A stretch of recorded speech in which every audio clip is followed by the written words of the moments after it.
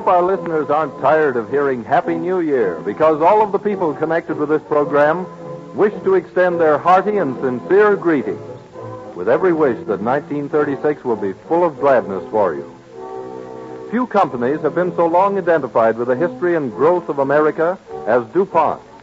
And so it's fitting that DuPont should present the Cavalcade of America, a series of programs which tell you stories of traditional American spirit. It is the belief of the sponsor that a very real expression of the nature and tempo of American life is found in the ideal of DuPont's research chemists. Better things for better living through chemistry. Your comments on this series of programs will be appreciated very much by the sponsor. Just mail them to DuPont, Wilmington, Delaware, or to your radio station.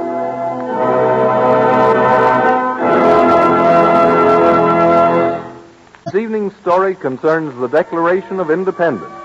Our Cavalcade Orchestra sets the stage with Victor Herbert's American Fantasy, which makes use of historic American airs.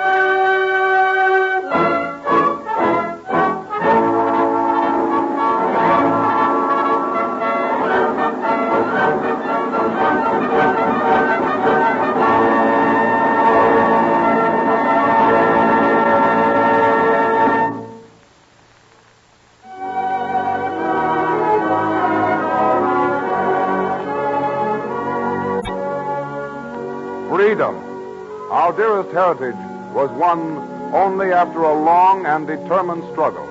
And the document which sets forth our reasons for founding an independent nation did not spring into being spontaneously, as many think. Let us go back to a June evening in 1776. On a street corner in the metropolis of Philadelphia, a crowd has gathered. On the near side of the street, two well-dressed middle-aged gentlemen and a young man stop to see what is happening. Hardly an evening goes by without a gathering such as that one yonder. Go over and see what it is, Philip. Yes, Father. Talking politics as usual, I suppose. How will it all end, Mr. Dickinson? Well, peacefully, I hope, Mr. Temple. I stand with our king. Like him, I have no patience with the fellows who are always shouting independence. Perhaps if the king had a little more patience, these cries of independence would not be heard. When did you join the ranks of the rebels, Mr. Dickinson? I thought you were one of the staunchest supporters of reconciliation. I am, Mr. Temple. But I admit that our colonies have been sorely tried. Sorely tried. Bah! This cry for freedom from the mother country is only from the riffraff. It's not popular in the best circles. Well, I can't agree with you there, sir. There's General Washington, Dr. Franklin. Washington is a fire eater, and Franklin is a supreme egotist. I'm speaking of men like yourself, sir? Well, yes. I owe allegiance to my king, and I brought my son up to think as I do. Father? Yes, Philip? It's a man handing out pamphlets. I brought you one. It's called Common Sense. Common sense. Something that's needed in these colonies. I've seen the booklet. It's a dissertation on independence and the rights of man. Revolutionary twaddle, eh? Well, it should be burned. It's well written, and though I don't agree with the author, it's worth reading. Who wrote it? I don't know. Some say John Adams. Others say Dr. Franklin himself. The whole Continental Congress ought to be strung up. With a few exceptions, such as yourself, Mr. Dickinson. Oh, I'm not the only delegate who wants reconciliation with the Crown. Some of us think that's where our interests lie. Last year there was a plan to introduce a resolution for independence, but I managed to stave it off. But your Congress sent that renegade Washington to Massachusetts to take charge of a force of rebels. Not rebels, Mr. Temple. Englishmen like ourselves who are proud of our rights. I'm an Englishman, too, and... our discussion seems to have attracted a crowd of your freedom-loving citizens. Oh, hold on, boys. Mr. Temple, Mr. Dickinson. He's a member of the Continental Congress from our own colony. He has always been fair. Grants. Well, I'm surprised to see you in such company. A bricklayer should build, not destroy. Wait a moment, gentlemen. Don't let's have any argument. The watch will be along shortly, and then I suppose we'll be arrested and shipped to England for trial. He wants reconciliation with the king. I've seen the petition to your right. We're loyal subjects of the king, dutiful children. Why don't you have you this pamphlet on common sense, Mr. Dickinson? My answer will be made at the proper time. I'm not against you. Truly, I'm not. I'm as fond of my country as you are. I sympathize with her ills. I only differ with you regarding the remedy. The remedy? I can't help feeling that if the colonists could convince the people of Great Britain that we're in earnest about our rights and willing to defend them, the British government will back down as they did in the case of the Stamp Act. Well, why argue with them, Mr. Dickinson? Traitors should be sent to prison. Mark my words, this country will never be free of British rule. Listen to Tom Paine. Thank you, Gratz. This bickering won't get you anywhere. If you're looking for a fight, I'm sure that General Washington will welcome you as recruit. Go on about your business. I want to talk to this gentleman myself. Yes, go along, all of you. Go. I thank you, sir. I'm in your debt. Did I catch the name as Payne? Yes, sir. This is Thomas Paine, Mr. Temple. An Englishman by birth and an American by adoption. You handle those curs superbly, Mr. Payne. Don't call them curs, sir, lest they turn on you and bite. I felt I must send them away because I am more or less responsible for their overzealous demonstration. How so, sir? It was this treasonable booklet called Common Sense that made them yelp at their betters. This booklet, sir, was written to excite the minds of the people. It was conceived as a protest against tyranny and oppression. You are familiar, then, with this seditious pamphlet? I wrote it, sir. What? And my intervention in your behalf was to ask you to read it. You and your son. I'll do no such thing. Nor Philip. Yes, Father, I'll read it. Perhaps it will explain to you why there are men like these who have just left us. What do you mean, sir? We have men like these, sir, because of men like you. Good night, gentlemen.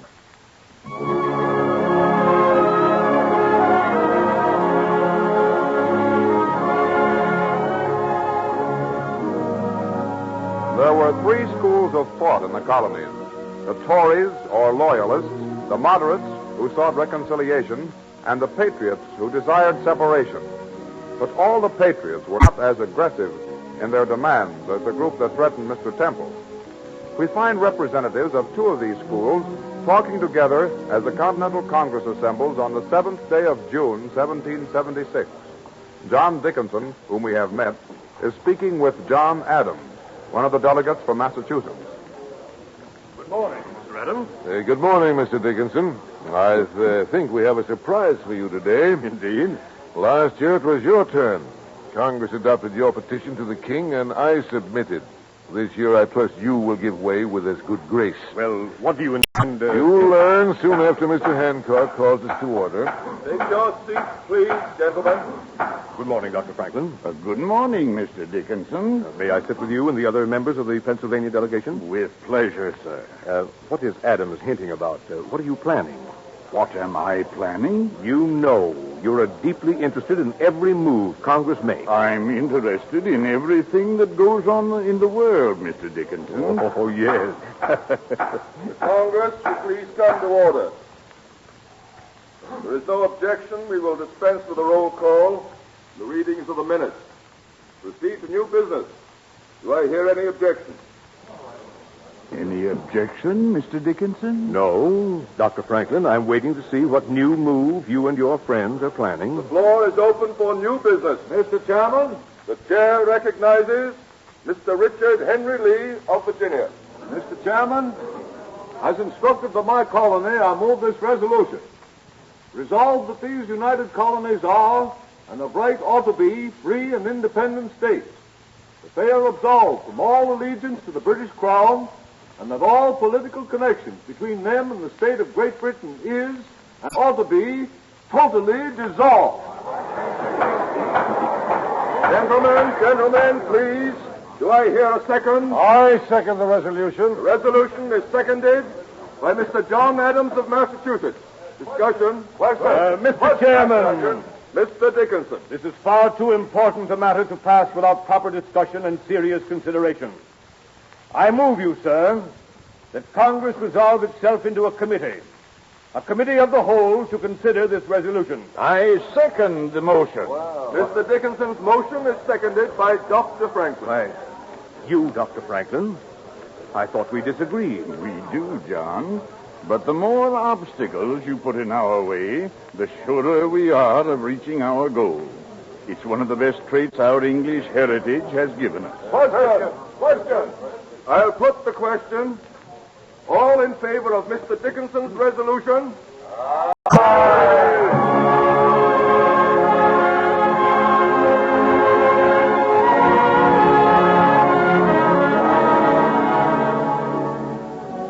Both sides were eager to postpone the actual vote on the resolution.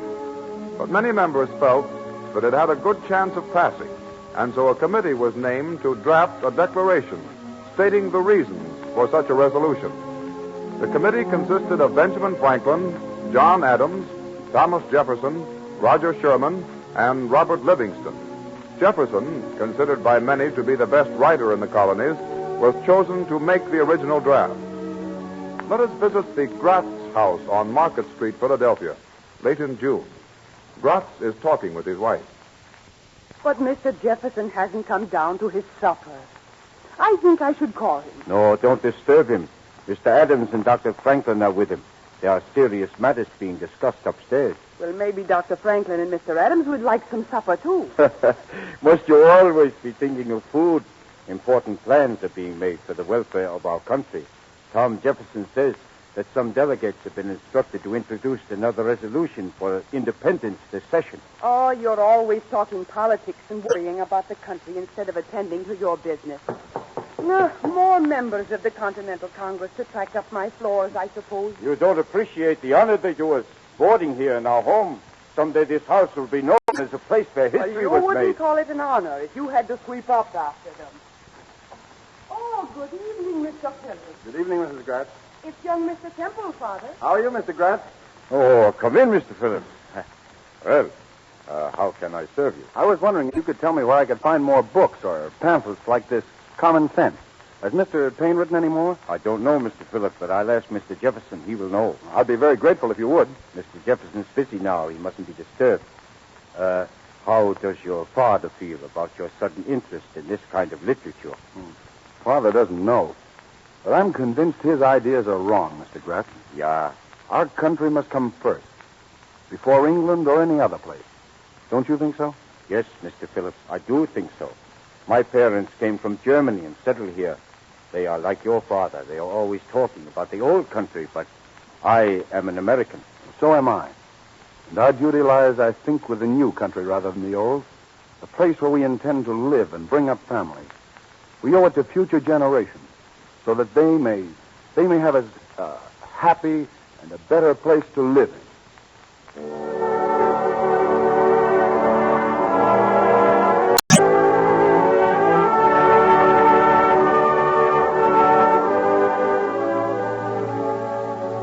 Meanwhile, in Jefferson's room, he and his colleagues, John Adams and Benjamin Franklin, are formulating the document that was to help make the country a happy and a better place. Well, Dr. Franklin, now that you've read the draft, what do you think? As a whole, Mr. Jefferson, I am delighted with it. But I hope you won't be offended if a much older man makes a few slight suggestions. Certainly not, Dr. Franklin. For instance, you say, when in the course of human events it becomes necessary for a people. Now, wouldn't one people be more significant? Yes. Yes, one people. That's right. And you say, we hold these truths to be sacred and undeniable. Now, I would prefer we hold these truths to be self-evident. Self-evident is stronger. Above all, we must be careful not to alienate any of our colonies at this time. Unless this declaration of our reasons for freedom is passed unanimously by the Continental Congress, it will utterly fail in its purpose. You're right about that, Dr. Franklin.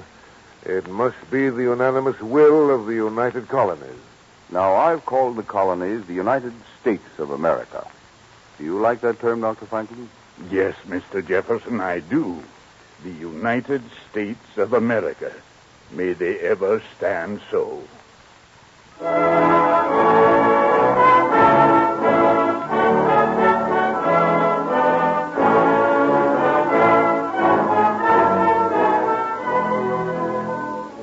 Discussion after discussion caused further postponement of any definite action.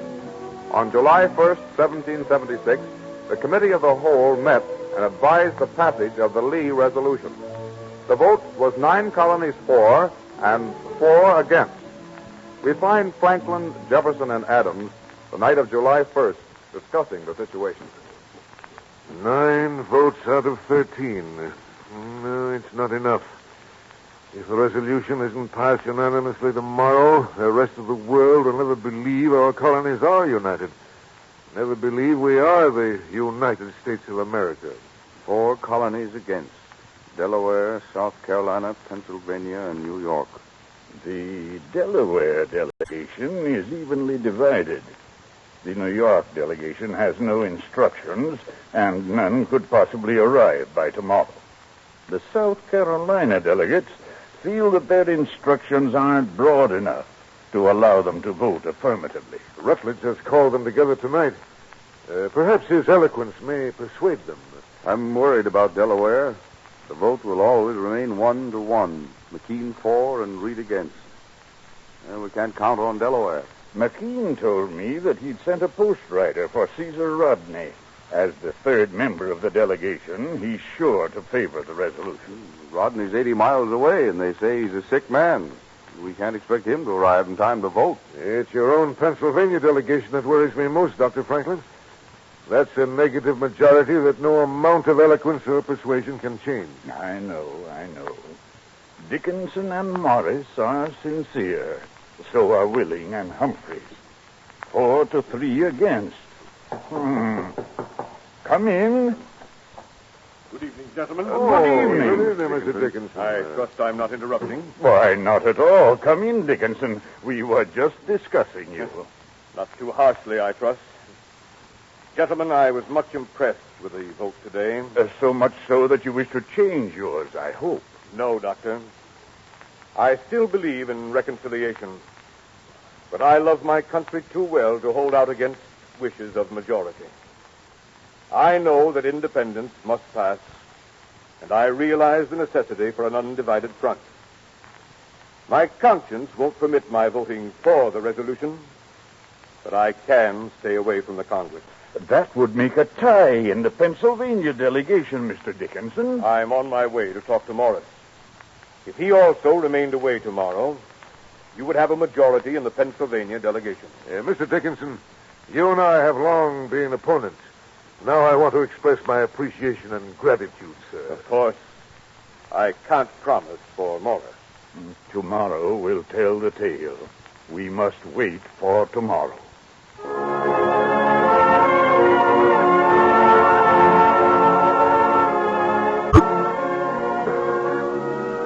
On the morning of July 2nd, the delegates of the Continental Congress assembled to vote on the Lee resolution.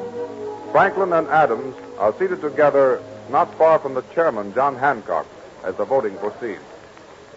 There's 8.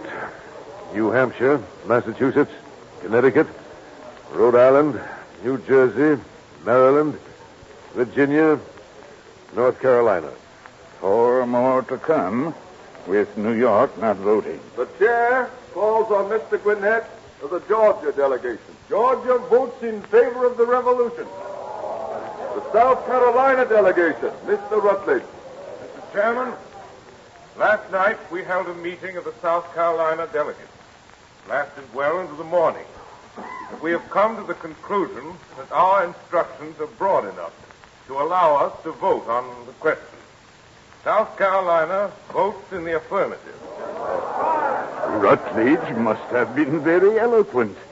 Well, I'm beginning to breathe easier. There are still 2 more, and... At the request of Colonel McKean of Delaware, I have postponed calling on that colony until an attempt has been made to secure a full representation. Yesterday, the vote was even. Mr. Chairman. Here's Colonel McKean now. I was just calling on you. Mr. Chairman, I beg to report. Our third delegate, Mr. Caesar Rodney, has just arrived. He has ridden all night and wishes to apologize for rushing in so unceremoniously. But thanks to his arrival, the Delaware delegation supports the resolution 2-1. Only your own colony left, Dr. Franklin? Yes, only Pennsylvania. Dr. Franklin, have the other members of your delegation arrived as yet? No, Mr. Chairman, and I am certain now that Mr. Dickinson and Mr. Morris are not coming. I therefore announce that the Pennsylvania delegation stands 3-2 in favor of independence. 12 ayes, with the New York delegation in sympathy, but not voting. I think we may call it unanimous. It is unanimous. Mark my words, Dr. Franklin. July 2nd will be a day of rejoicing and celebration in these United States until the end of time.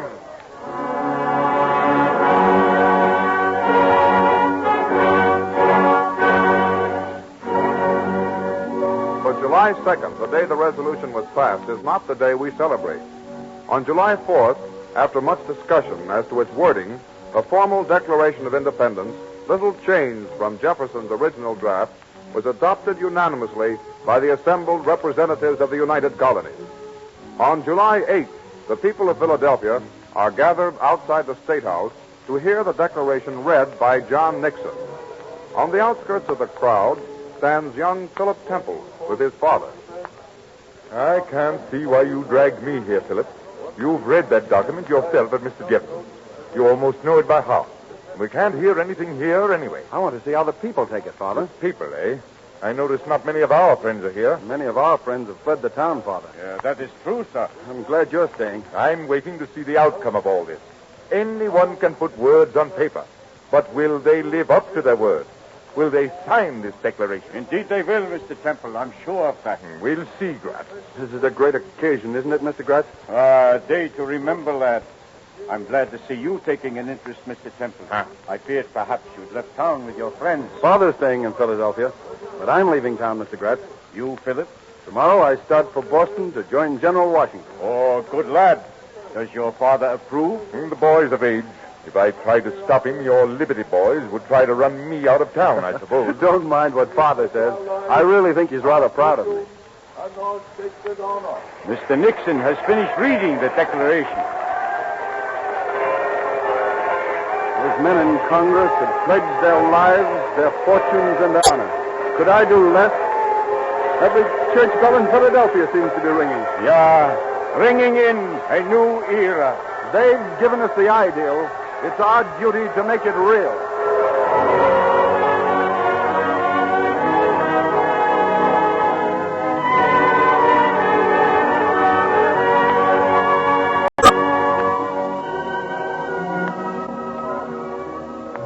On August 2nd, the delegates assembled. 56 signatures were affixed to the document, each man pledging his life, his fortune, and his sacred honor to uphold the principles of freedom and equality so that we and future generations should have life, liberty, and the chance for happiness. There are no braver names than these in the Cavalcade of America. The American spirit of independence is well exercised by the American housewife as she does her daily shopping. A good example of Mrs. Housewife's firm intention to get the things she buys in first-class condition, fresh, clean, and sanitary, and to see exactly what she's buying, is shown by the revolutionary improvements in packaging during recent years, particularly transparent wrapping. The story of transparent wrapping, or cellulose film, which is another name for it, is a mighty interesting story of chemistry. First manufactured in 1898 in England to wrap the famous Pear soap, and improved in 1908 by a French chemist, this material is now made in the United States. DuPont makes and sells it under the trademark cellophane. Maybe you have seen, or you will see, the recent spectacular moving picture A Midsummer Night's Dream, in which 700,000 yards of cellophane were used to create the beautiful illusion of fairyland. Or you may have seen pianos and automobiles wrapped in cellophane. But these are the novel and unusual uses. The importance of cellophane to you is the way it protects your health by guarding things from dirt and germs, and also the way it keeps foods fresh and delicious. How can man produce a substance as shimmery as a moonbeam and as elusive as thin air out of the towering spruce tree? Because that's exactly where cellophane cellulose film comes from. Chips of spruce wood go through various chemical processes to end up as a thick liquid. Then an amazing transformation takes place in one step. As the liquid cellulose is forced through a long, narrow slot, it flows evenly into an acid bath. And the instant it touches the acid, it coagulates and becomes solid. Then it's purified and bleached until it's as clear as crystal and made flexible for easy and secure wrapping.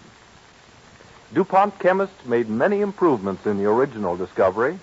They found how to make this transparent wrapping moisture-proof to protect the freshness of foods and tobacco. In short, the thing to remember is that cellophane cellulose film is something chemistry has created to protect you by protecting the things you buy. It well illustrates the creed of DuPont research chemists. Better things for better living through chemistry.